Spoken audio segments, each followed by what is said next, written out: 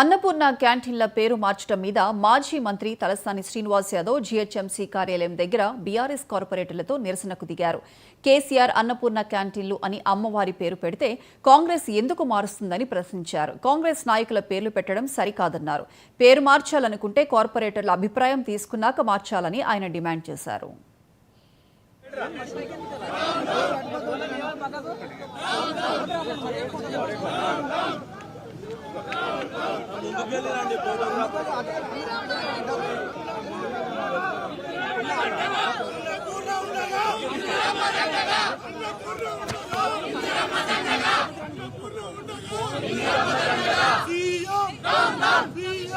కాంగ్రెస్ ప్రభుత్వం నిన్న మొన్న ఒక నిర్ణయం తీసుకుంది. ఈరోజు ఇందిరమ్మ పేరు పెడతామని చెప్పి ఏం ఉద్ధరించారని ఇందిరమ్మ పేరు పెడతారు?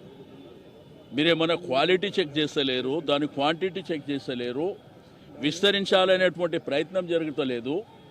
ఒకవేళ మీరు ఏదైనా పేరు మార్చాలనే నిర్ణయం ఇట్లా చేయాలనుకుంటే కౌన్సిల్ ఏర్పాటు చేయండి.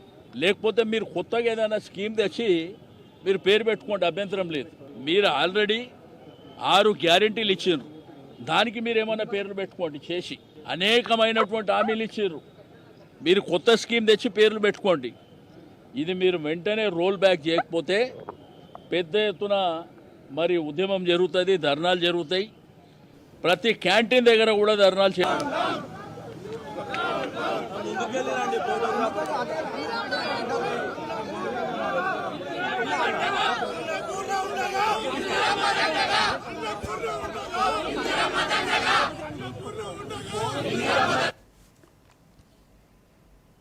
అనంతపురం జిల్లా తాడిపత్రిలో మాజీ ఎమ్మెల్యే కె